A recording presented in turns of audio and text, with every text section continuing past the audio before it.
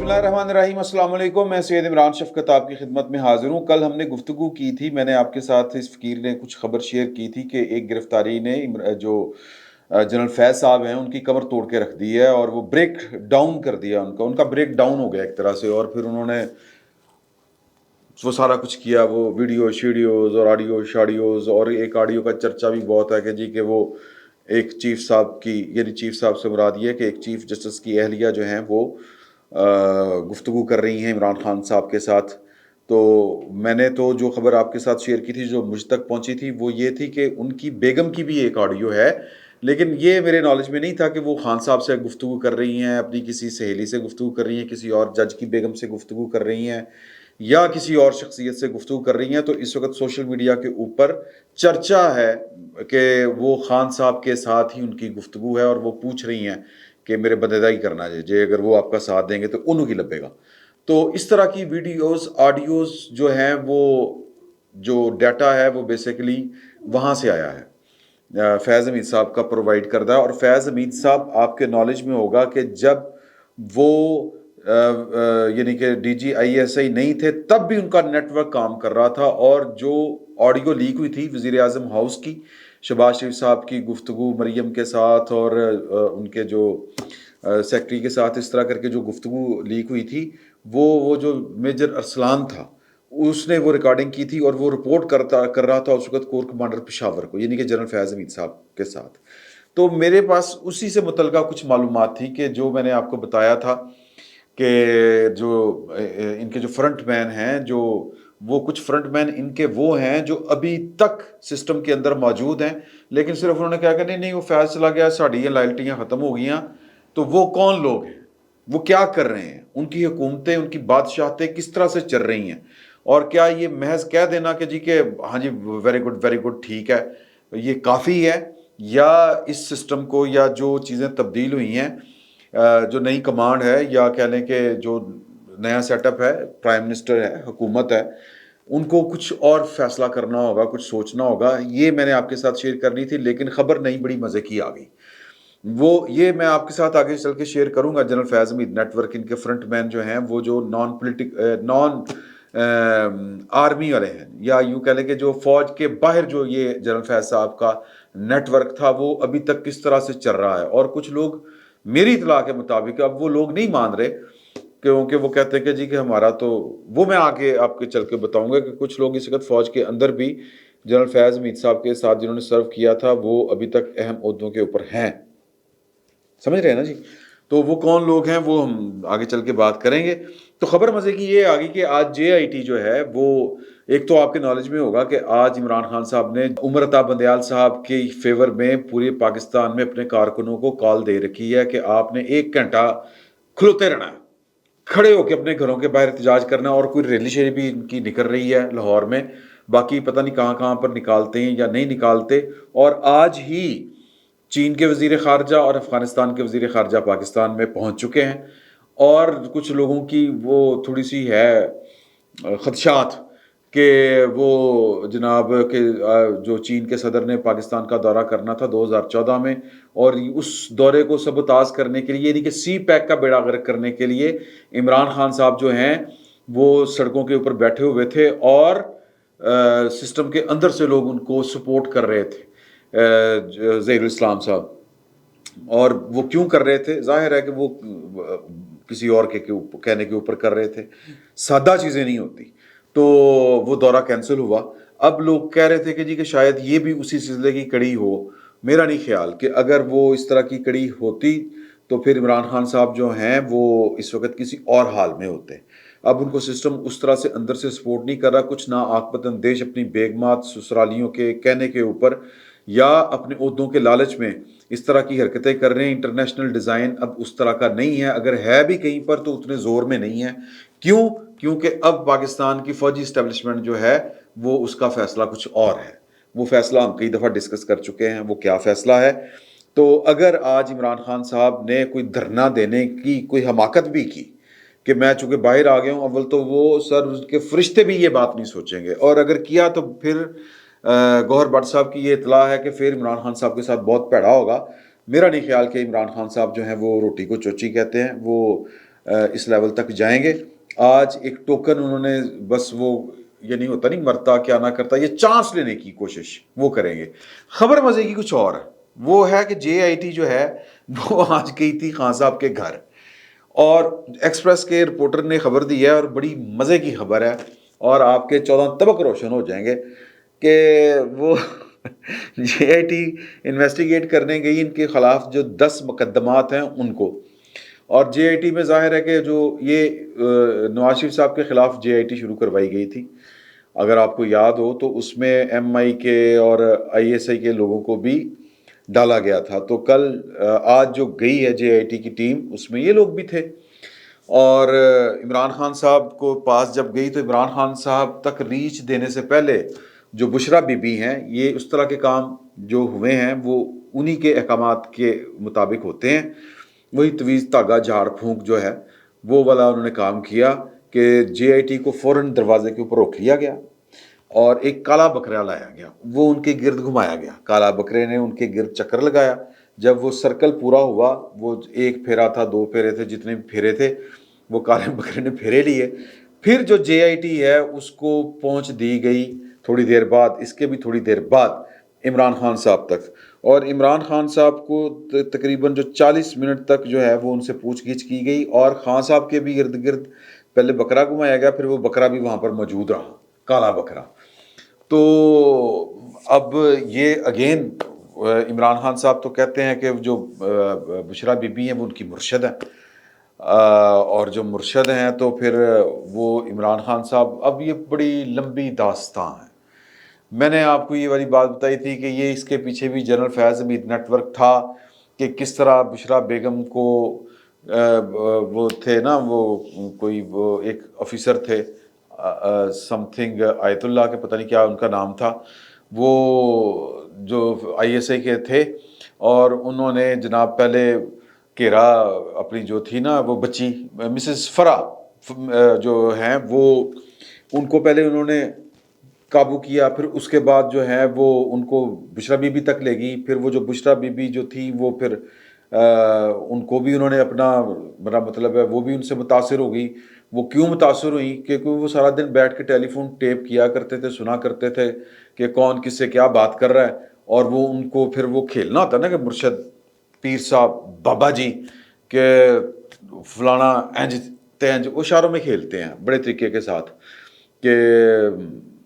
جو clear cut نہیں ہوتی بات. اب اگر آپ بابوں کے چنگل میں کبھی پھنسے ہوں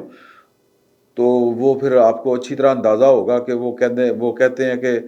تیرے جڑے نا سہرے انہوں نے کوئی نہ دینی, انہوں دے وچوں ایک بندہ ہے جہدے وال ادھے کالے تے ادھے چٹے نے. اچھا پتہ ان کو یہ تو تک بازی ہوتی ہے نا, تو جو تو سرولنس کر کے پوری کی پوری, مثال کے طور کے اوپر وہ جو تھی اپنی بی بی جو یہی جو نام بتایا فرا بی بی, ان کے جو کوئی گھریلو مسائل تھے وہ کسی کے ساتھ ٹیلی فون کے اوپر ڈسکس کرتی تھیں, تو وہ جو بابا جی تھے وہ ان کو بتا دیتے تھے کہ تیرا تے آج کل پتر یا تیرا تے آج کل بندہ جڑا ہے نا وہ تے انج کر رہا ہے, تو انج کر رہا ہے. تو وہ ان سے بہت متاثر ہوئی, انہوں نے پھر بشرا بی بی تک ان کو پہنچایا. تو یہ اس کے پیچھے جنرل فیض حمید صاحب تھے, اور وہ بشرا بی بی کے ذریعے بیسیکلی عمران خان صاحب کو جو رام کیا گیا تھا کہ جنرل فیض صاحب کو اگر آپ نے اگلا آرمی چیف بنانا ہے, تو وہ جنرل فیض صاحب یہ والا گل کھلا رہے تھے. یہ رپورٹڈلی ہے ہم تک جو خبریں پہنچی ہیں کہ جنرل فیض صاحب نے, کیونکہ عمران خان صاحب بڑے عرصے سے بشرا بی بی کے معتقدین میں شامل تھے, ان کے پاس جایا کرتے تھے, اور یہ ان دنوں کی بات ہے جب خاور مانیکا صاحب اور یہ کرکٹ کھیلا کرتے تھے. یہ بات ذہن میں رکھیے گا, یہ ایک بہت بڑے افیسر تھے, کلیکٹر ٹائپ افسر تھے, اور ان کے جونیئر لوگوں میں خاور مانیکا صاحب ہوتے تھے. اور یہ باتیں انہوں نے اپنے فرسٹ کزن کو بتائی ہیں جو عمران خان صاحب کے قریبی لوگوں میں شامل تھے. تو یہ ان کے پاس جایا کرتے تھے پاک پتن, تو یہ پاکستان کے اداروں کے پاس رپورٹیں ہوتی ہیں. تو فیض حمید صاحب چونکہ شروع آدمی تھے, انہوں نے یہ پتہ کروایا کہ پاک پتن کی کرن جاندہ, تو انہوں نے کہا وہاں پر ایک اللہ والی ہے, یہ اس سے ملتے ہیں. وہ اللہ والی دے گرد گھیرا تنگ کیتا گیا, اور گھیرے سے وہ بات یہ نکلی کہ جناب کہ ان کے اندر وہ پیر پھنسایا گیا. پیر نے آ کے وہ بشرا بی بی کے بھی, میرا مطلب ہے کہ 14 طبق روشن کرا دی انہوں نے. وہ اس ذات کی ان کو انفارمیشن دی یعنی روحانی انفارمیشن دی جو ٹیلی فون کے ذریعے یا ٹیلی فون ٹیپ کال ریکارڈ کرتے تھے، اور پھر وہ فیض حمید صاحب نے اس کو اپنے لیے یوز کیا، اور پھر جناب وہ بابا جی سے بھی ملا کرتے تھے، گوڈوں کو بھی ہاتھ لگایا کرتے تھے اپنے اسی ماتحت کے، اور پھر خان صاحب کے مستقبل یہ ہے، فلاں فلاں بندہ خان صاحب کے خلاف ہے، فلاں فلاں، جو فیض حمید صاحب کے راستے کی رکاوٹ تھی وہ انہوں نے بشرا بی بی کے ذریعے اس کو دور کروایا۔ اور ندیم افضل چند صاحب کی جو بات ہے، انہوں سے کسی نے پوچھا، یہ آن ریکارڈ انہوں نے بات بتائی ہوئی ہے کہ جی کہ جنرل فیض صاحب جو تھے وہ آپ کی کہتے ہیں جی کہ ہم تو شروع میں تو پہلے ہم کہتے تھے کہ ہاتھ ملاؤ یہ جو D G I S I ہیں، تو وہ ایک ہوتی ہے نا بات کہ جی کہ آپ ان سے مل رہے ہیں، کہتے ہیں کہ وہ تو پھر ہر وقت رہتے ہی ادھر تھے، وہ تو لگتا تھا کہ وہ D G I S I نہیں ہے، وہ تو D G I S I سے بجائے وہ پی ٹی آئی کے ڈی جی ہیں۔ تو وہ اتنے وہ جو گند گئے تھے معاملات، یہ جنرل فیض حمید صاحب کی شروڈنیس تھی جو انہوں نے عمران خان صاحب کو بشرا بی بی کے ذریعے گھیرا ہوا تھا۔ تو خیر بشرا بی بی جو ہیں وہ ان کے کمالات ہیں کہ عمران خان صاحب آج تک ان کے اسیر ہیں۔ یہ جو انگوٹھی یہاں پہ پہنتے ہیں، قبروں کو جو سجدے کرتے ہیں، بنی گالا میں پتہ نہیں کتنے ٹن جو ہے وہ مرغی کا گوشت جلایا گیا، پتہ نہیں کس کس کے باووں کے اندر جو تھی وہ سوئیاں کھبوئی گئیں، اور جو ہے ایک یہ کہا جاتا ہے کہ جو جنرل باجوہ صاحب ہیں وہ ان کے بڑھاوے کے اندر بھی سوئیاں کھبوئی گئی تھیں، کوئی بابے عملیات کروا رہے تھے، وہ پھر پکڑے گئے تھے، اور جنرل صاحب باقاعدہ پریشان ہو گئے تھے اس بات کے اوپر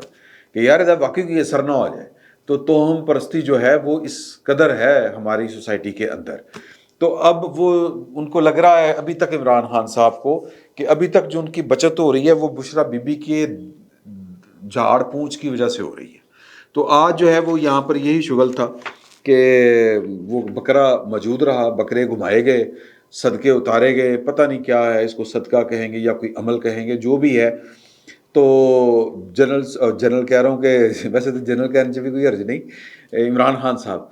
خان صاحب نے پھر جے آئی ٹی کے جو سوالات کے جواب دیے وہ بھی بڑے مزے کے تھے۔ ان سے ضلع شاہ کی ہلاکت کے بارے میں سوال کیا گیا، جس کے بارے میں انہوں نے کہا کہ یہ یاسمین راشد نے گاڑی اور مالک کے بارے میں بتایا تھا، مجھے کوئی پتہ نہیں تھا، مجھے تو یہ پتا تھا کہ بس ہو گیا ہے، یہ ہے وہ۔ انہوں نے کہا جی فلاں تاریخ کو 10 تاریخ کو آپ کے لوگوں نے پٹرول بم پھینکے، تو انہوں نے فوراً کہا نہیں 10 تاریخ نہیں سٹے سی، 8 تاریخ نے سٹے سی، یعنی کہ ان کے نالج میں۔ پھر ساتھ ہی کہتے ہیں نہیں وہ تو جو تھا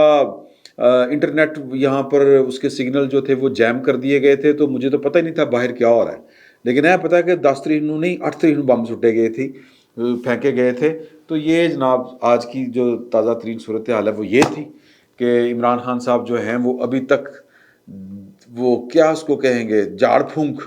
ان کا پورا بلیو ہے۔